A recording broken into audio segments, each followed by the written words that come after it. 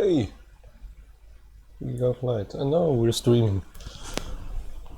Accidental stream begun. Oh well, we're wrong with it. Hang on as I roll over to this desk.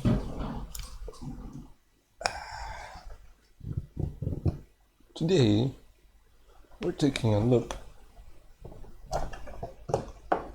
inside of this Chinese power supply. Now, it does work.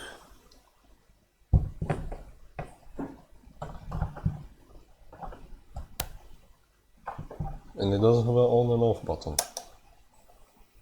And it does have a fan that spins up and then idles down. And it does what your average current regulated supply is supposed to do.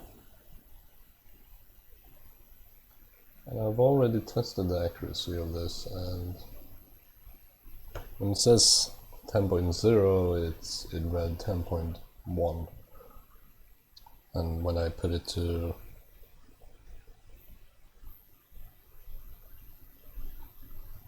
20.0, it read 20.1. And according to this, all of the models, well, you can't read that, but all of the models have accuracy of plus negative 1%, so I guess that's good enough.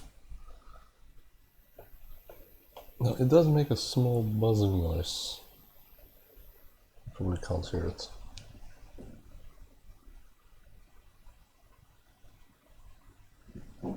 Maybe. Anyway, so we're gonna take a look inside of this thing because I'm not sure if it's actually safe, like, at all. So that's what we're gonna do today.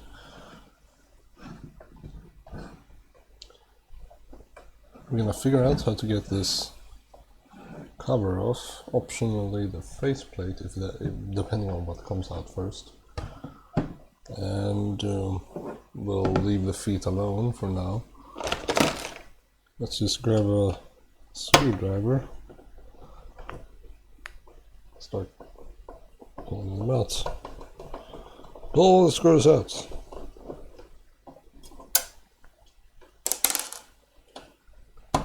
Satana. Oh Jesus, that's hard. That's a machine-driven screw, so at least I got tools in the factory. Oh, does that surprise you? There's tools in the factory.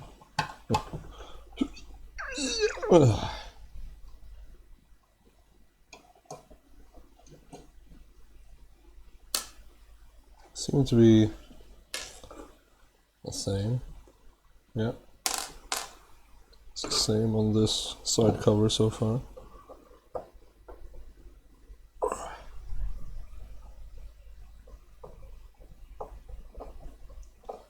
The screws are not hard on the case, it's just me being weak.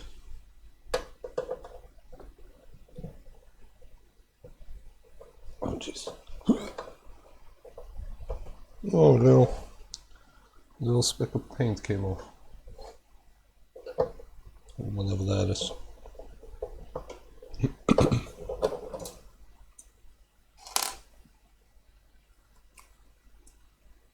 Slight residue on my fingers from that, but let's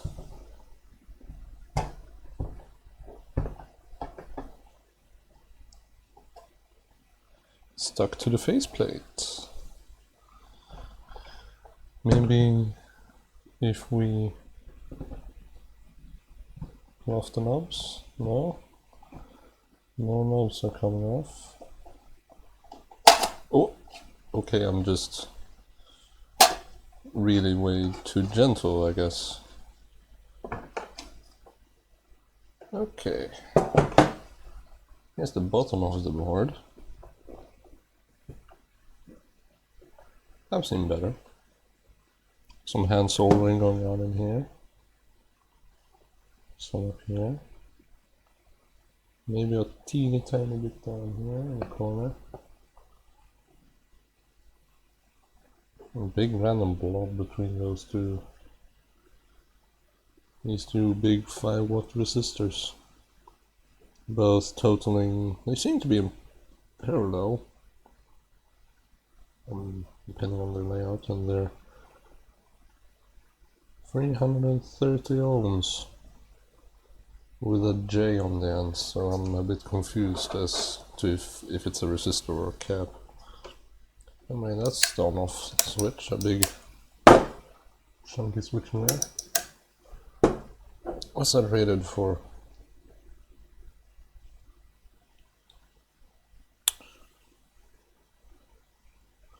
Not... wait. Okay, 128 amps at 250 volts AC. Maybe. No, it's too dinky. Anyway, let's see if we can get this board out more so that we can have a look at it.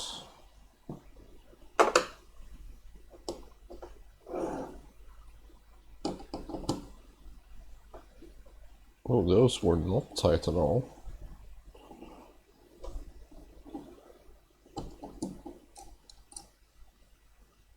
Still the same screw. Whoop.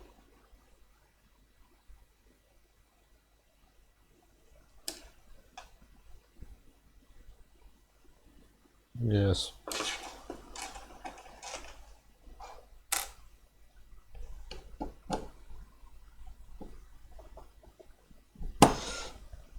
Oh, Jesus. Okay, we're not gonna get that out. I just fucked that thing over, so I fucked the screw over. Yeah, that's not gonna get out. So the board is stuck in here, but no worries. I'm gonna try it one last time. No, I'm just spinning. Anyway, let's... Ooh.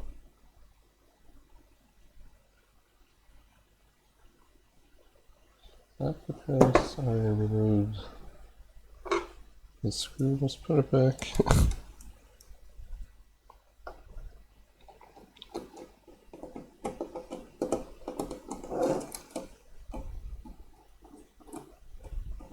Could you please, like, cooperate and not do that?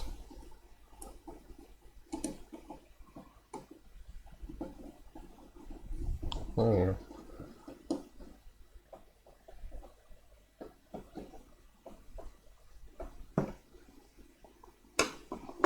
Okay, so we're gonna have to inspect the board with it in the case. So it looks like we have our main power board, and then there is a small wee display board in there with a bunch of packages on it and a bunch of small caps, a transistor, MOSFET maybe, a bunch of smaller transistors. Maybe it's a dual diode package, I don't know. And then some small ass trim pots.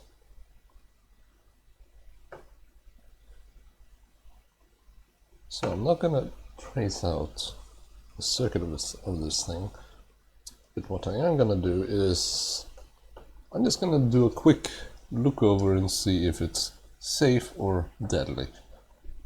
And that's really all you can determine with a fast look over, if it's generally safe or generally unsafe, therefore deadly. So yeah, we have our mains. The fuck? That's so weird. I'll put off the connector anyway. We have our neutral and live, coming in as red and black here. A bit confusing, but sure. And over that is just across. No, not across.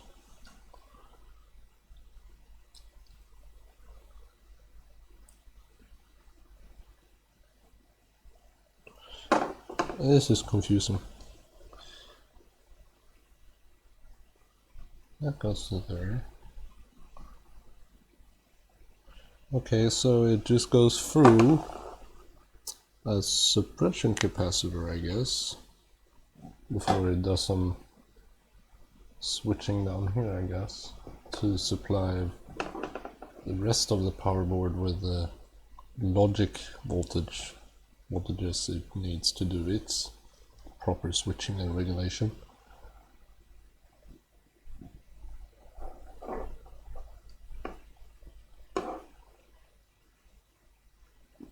Let's have a look.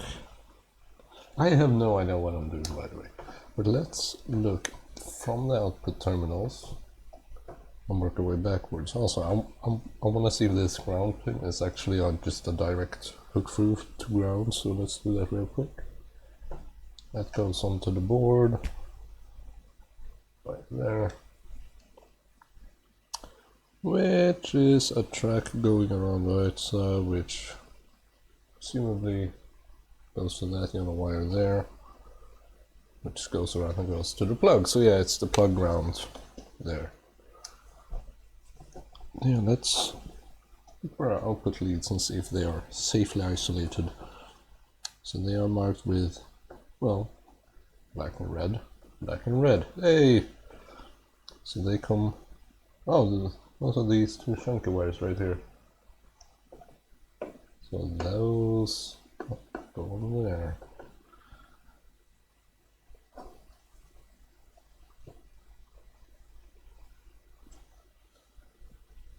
This coil is between the outputs and these secondary pads right here, these big ass pads here.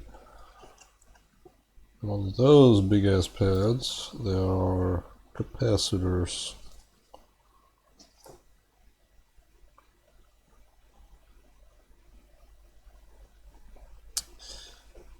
Yeah. But that means that this section right here, which my fingers are over right now, this right here is probably just to regulate the stuff that's being generated over here. I'm not sure, but this is a switch mode current regulated power supply, and that sort of implies that it needs some sort of internal reference to actually be able to measure the voltage and to be able to measure the current correctly. So I think there's a small, looks like it, switch mode power supply-ish down here, maybe, that powers these packages and this circuitry and all these transistors and FETs and whatnot. And it looks like they've actually divided it up quite nicely. Okay, so we have high voltage all the way along here at the bottom. There's a opt isolator there. You might want to see what that's used for. But there's this transformer, or I don't know if you could call it a paired inductor, across this gap here, which implies that this high voltage section here generates some control voltage or logic level voltage that this section here can use. And this then uses that control voltage to control, I would guess, this part, which is what actually puts your voltage on here. I'm not saying any of this is true, just speculating from the layout of the board. But yeah, let's look at the separation slots they put in here.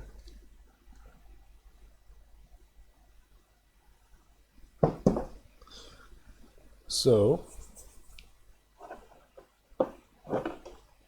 what looks to be the main power switching transformer is this one, and it's between here, and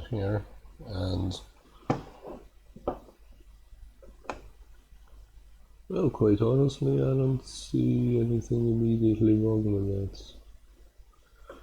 Although I don't know any of the specific layouts of the circuit, but it looks like they've made metal there. It looks like they've routed slots where they needed it to separate from the high voltage section right here. Oh yeah, this is the high voltage section. Basically cuts between the transformer here, so ish, around here, back around here, and follow this down here to the corner. So theoretically it could be high voltage here. You can barely see all of that.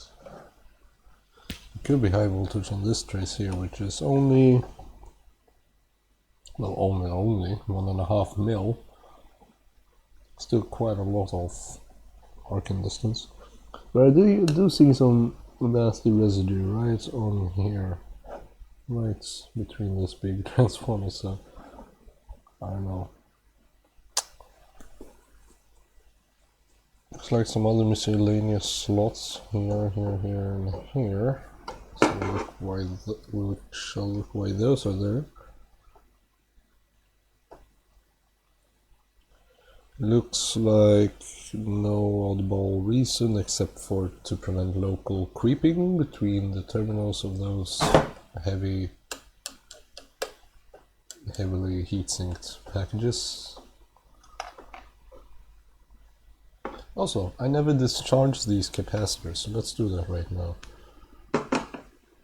Let's see, these, which are that one and that one. Whatever, it is charged now.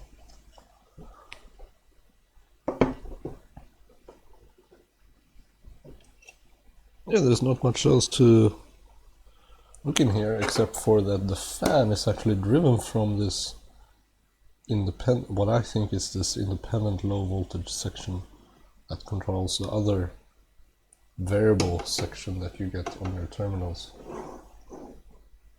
I'm so bad at framing things. I'm sorry.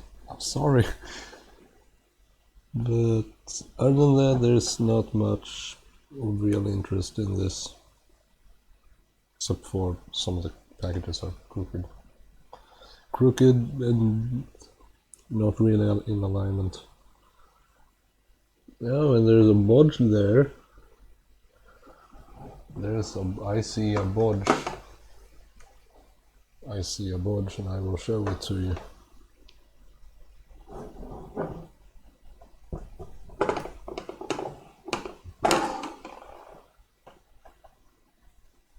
See that solar bulb there? Center camera?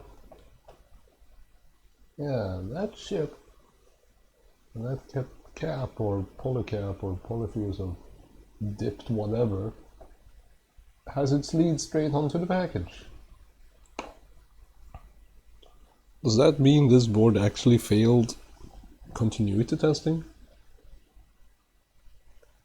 You gotta make do with what you got, I guess. Also, very, very nice camera rig not.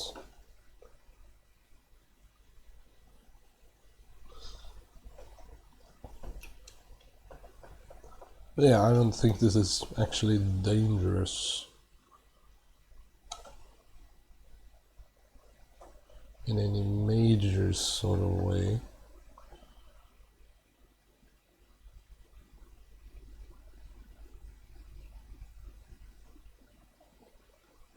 Oh, we could have rectified AC, which is like 300 volts going up here, and like arguably close to this track right here, which darts off into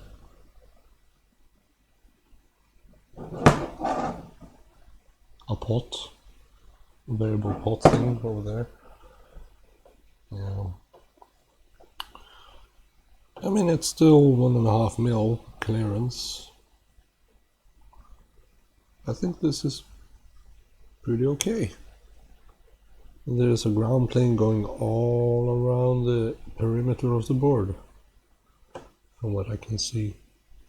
At least along this parameter, then it seems to stop here. It seems like the board has been chopped on this end, and there's actually some debris left over, so I want to get it out so that doesn't get loose over time.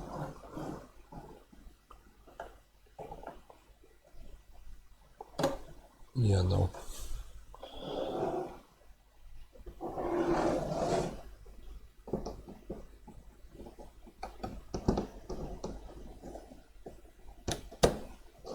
There we go. One piece of glass fiber.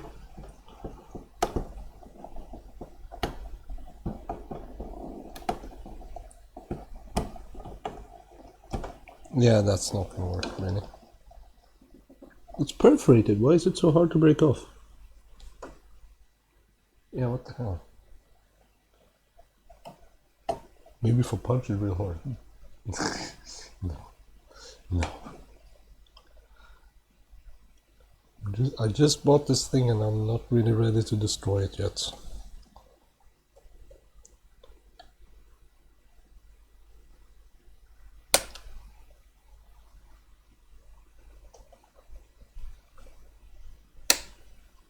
Yeah, that worked better.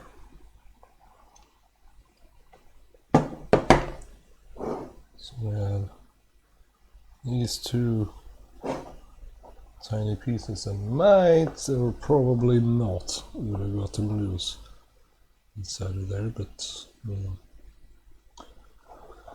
this fan on the back is directed directly at these heatsinks, so that's good to know. Although nothing else in here seems to be like actively heatsinked or actively cooled, but overall fairly sturdy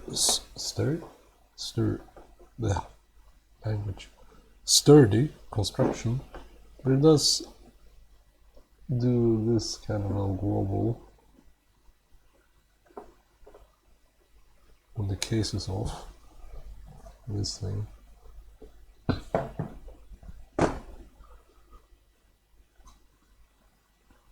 Oh, it has a fuse compartment. I didn't see that.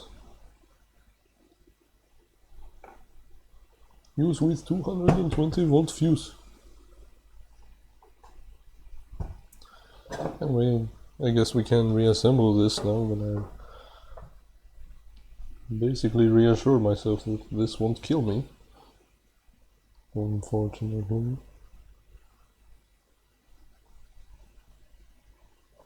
There's some weird layout going on in here, but it's a good separation, so I trust that there aren't going to be any major sparking or arcing or death.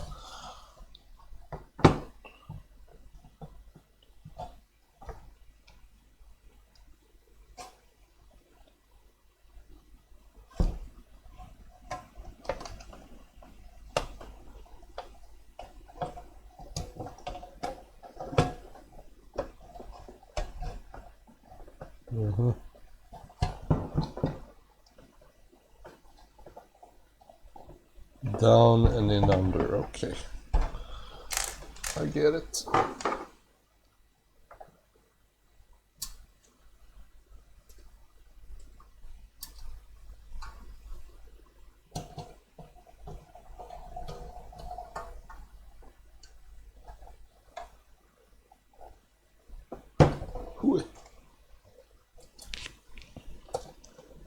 we are gonna run some basic tests on this thing as well. Also, I forgot to tell you, but this is a 0 to 30 volts, 0 to 5 amp Beglish power supply, which implies that it can output 30 volts at 5 amps.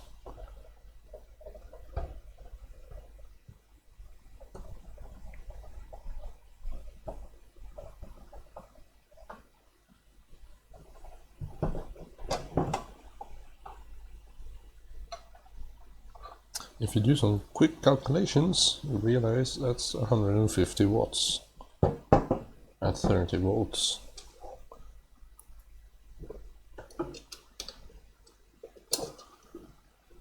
I mean, okay.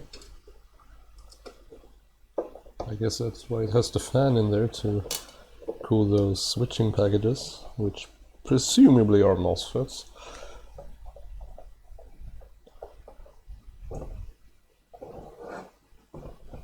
Yeah, as far as framing, I know.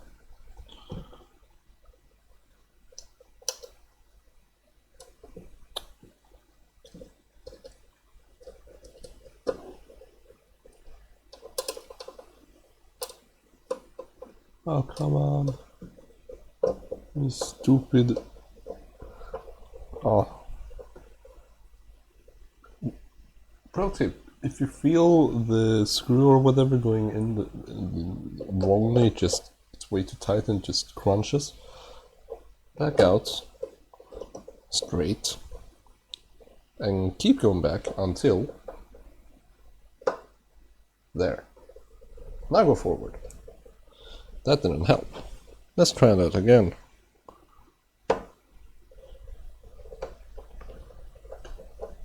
That helped.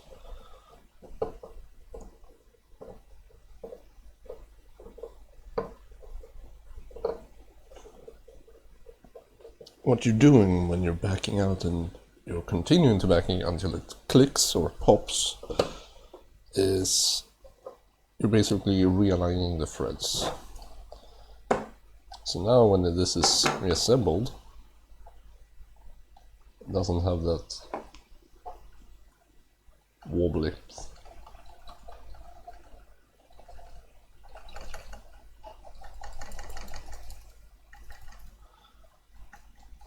That is kind of worrying.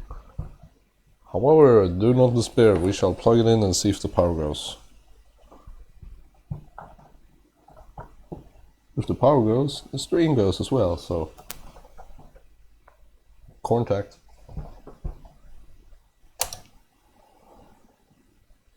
Yeah. It's on, it's running.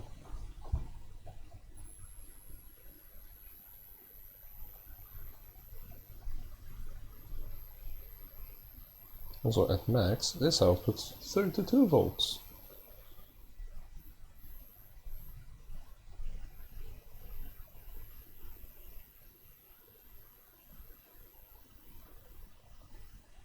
Let's see if we can get something accurate, like 3.3 volts, yay! We can power TTL logic stuff, I guess. Let's do some actual measurements for you, because I've already made some. So let's measure 3.3 volts and see what we get. 3.35 volts.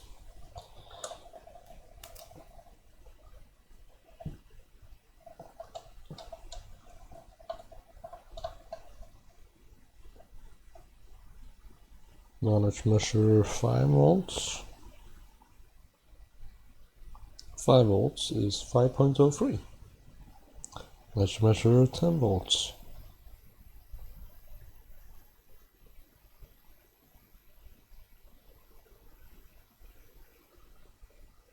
10.04. That's just on 10.0. But just to 10.0 from 10.1. Still 10.0. Oh. Yeah, 10.0. Still 10.0. Oh, 9.9. So yeah, the window for each digit is kind of small, which is good. Let's measure 15 volts.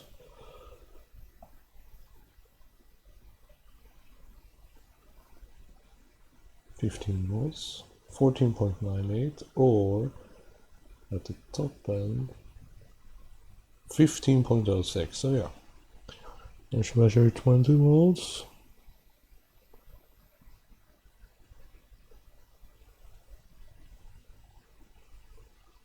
19.94.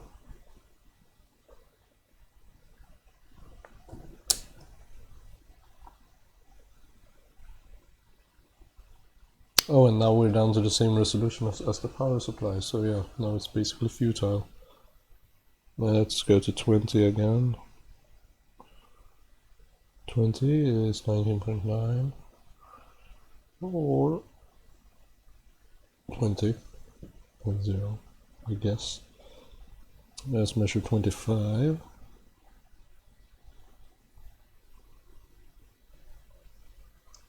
24.9, or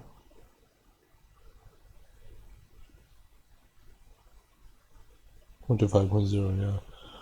It's pretty much bang on all the way. For this crap of thing, at least. Can you even read any of that? Yes, you can. Let's read what the 30 volts are.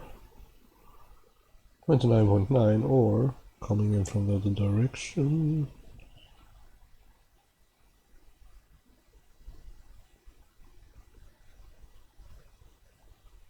Come on. Or 30.0. So yeah, it's or 29.95, 975, or So yes, let's measure some current on this thing. Not at 30 volt, obviously. Let's measure some current. Actually, let's leave it at like 7 volts, 8 volts. Yes, 8 volts. And then let's pull the current way down and it actually drops. Voltage to 0, even though there's nothing connected, because no current is some current in some cases, I guess. So yeah, 0 current flowing. Let's switch this over to the 10 amp position. And really every meter should have some kind of like audible thing that when you're in the amp mode, even if it's in the milliamp mode, it's essentially a dead short. I've fallen for this many times.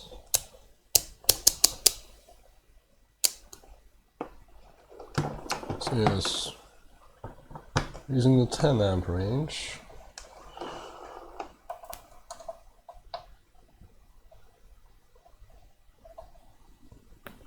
let's see what we get here. Actually, may I pile this up so you might see like anything. Hey, that works. Okay, let's test this. It's actually a bit more ergonomic. Oh, that's a horrible noise. So let's pull the current up.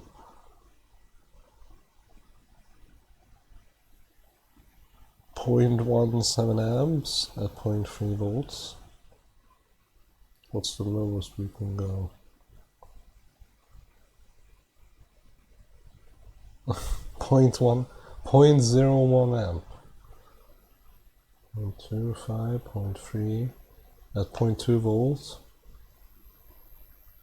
It's 1 amp. 1.1, yes. 1.02 is 1.03. 1.52 is 1.53. 2.07 is 2.09. 3.42 is 3.45, and I don't really want to do any more than that because this 10 amp jack is unfused.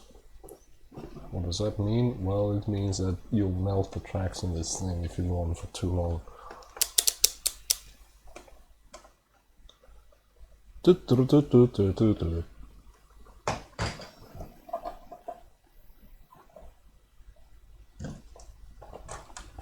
And now when there's nothing on it, it's back up to 8 volts.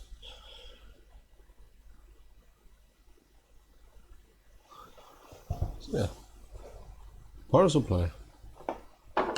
Also, that's basically ground. I'm grounded now.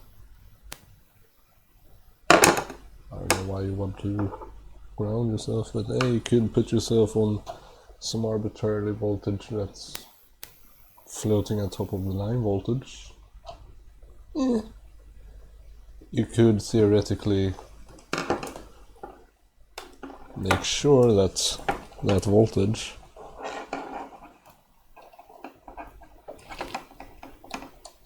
oh, these clips are horrible.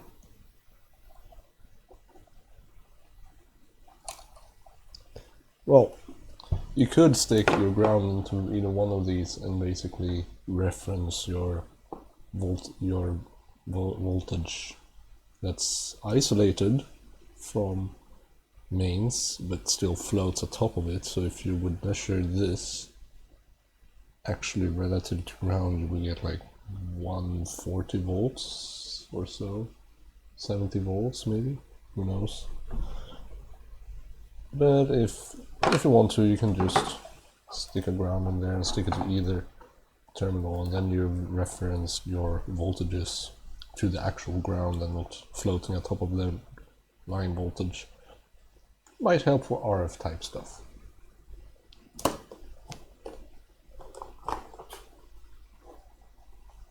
Keep in mind I have no fucking clue of what I'm actually speaking about, so take all of these tips with a grain of salt. Actually, a fistful. Also, what also came with this order, this power supply, with a bunch of breadboards. So, I'll be having a this. I also got a bunch of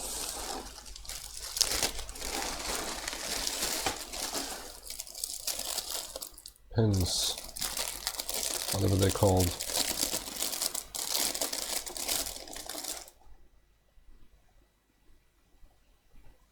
Pins?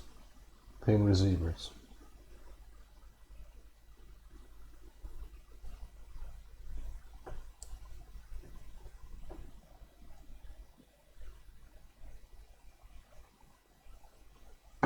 Success.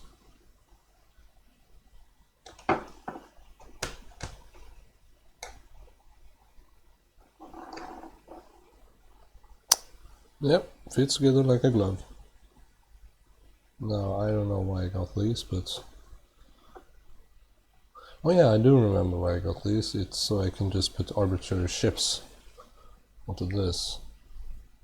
I don't wonder if these pins are too small now. We'll see.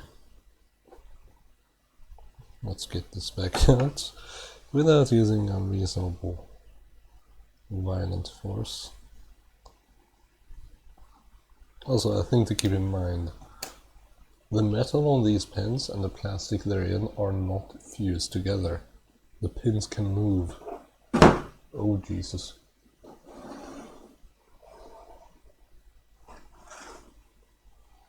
Allow me to demonstrate. Mr. Boss pin.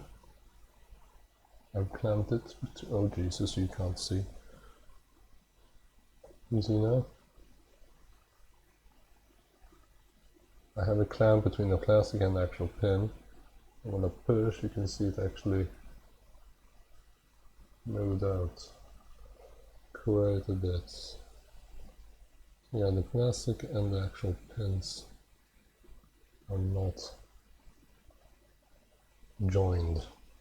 So keep that in mind when you're soldering these, because the plastic can actually melt, and then the pins can like fall to the side and shit, and then you can actually fall straight through the board.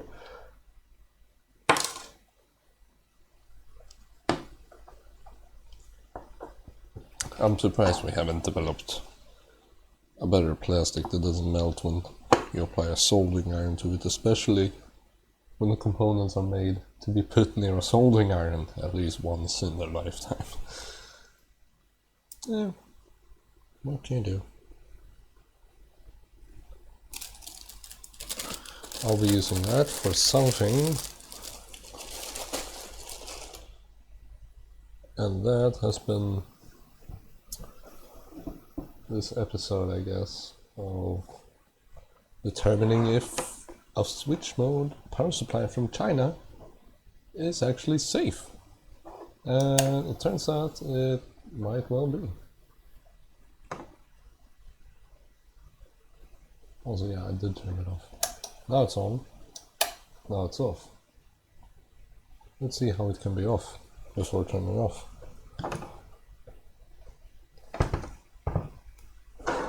Oh, well.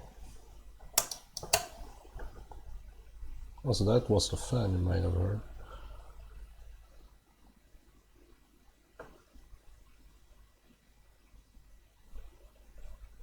It does have a slight buzzing noise to it. Ooh, and there's...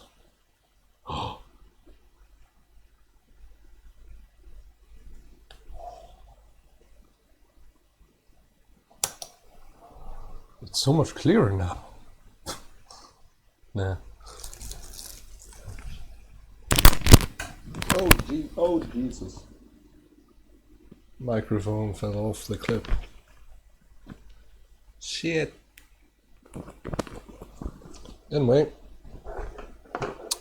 the model I bought was LW-K35D. Why 35D? Probably because 30 volts and 5 amps. Yeah.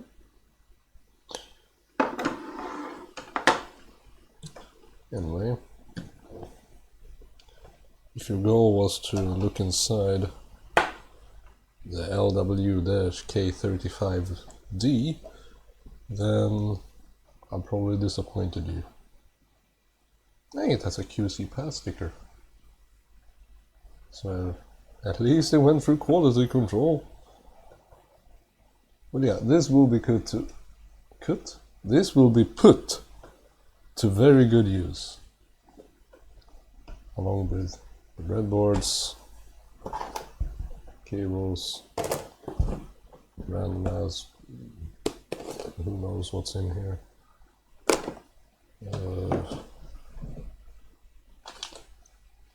Empty bags, I guess.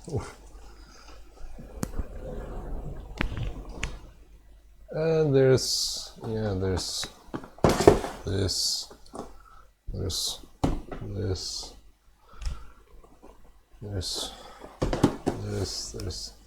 there's a whole lot of shit I need to do with this, so this is gonna help a lot. Also the 10 stuff, I'll be getting back to that once actually I'll be using that to complete that. Probably, perhaps, maybe. Foreseeable, at least. And I got some more shit that's too far to reach without breaking the microphone again, but yeah, that has been it. Also, yes, one thing.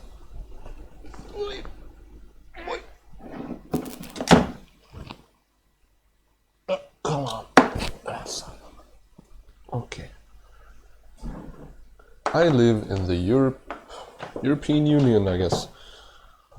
I live in Europe, yes. The machine was supplied with this adapter on it. I mean, this socket we all have spec cable off, so just find one, plug it in, it's standardized, hopefully. But I got supplied with one of these plugs. I don't know if this is Australian or China, or this is not UK at least. It might be, I don't know my socket types. Anyway, it was supplied with this thing. Does it have a resemblance of a certain depth adapter? Yes. Does it have a EU plug on that end? Yes. Does that make it any less dangerous? No. You can still potentially kill yourself with this. Or just like this. This is in the socket. It's actually it's touching the metal all the time I do this. That one, yes.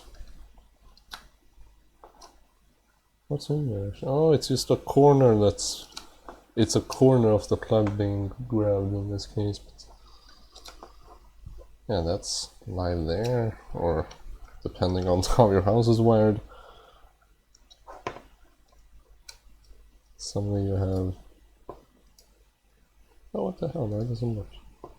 No, it doesn't work. Okay, there it works. So it's a bit iffy with how you faultily insert these, but... Wait, can you go from... No!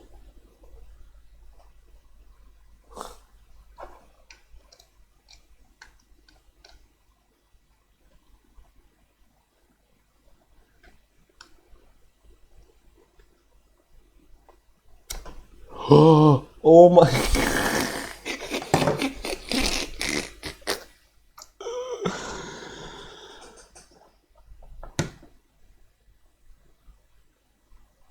Let me show you the actual socket orientation if you missed that. Yes, that's connected on all 3 pins. Let me not rotate this.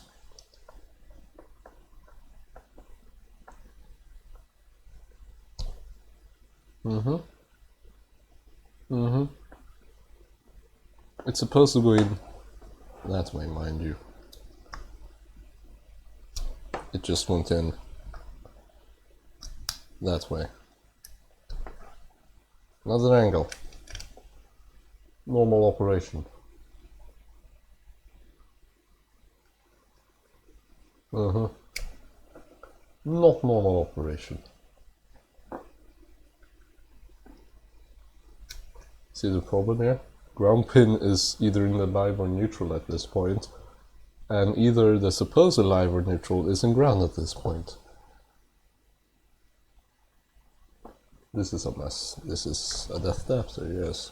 It's the EU death adapter. And with that I shall leave you, because I think I've stolen enough of your time. 48 minutes. No, 48.5 minutes to be exact. Yes. Have a good day, I guess. And keep being happy and keep doing what you love and keep exploring the world and keep changing. It's always a good part to keep changing. Goodbye.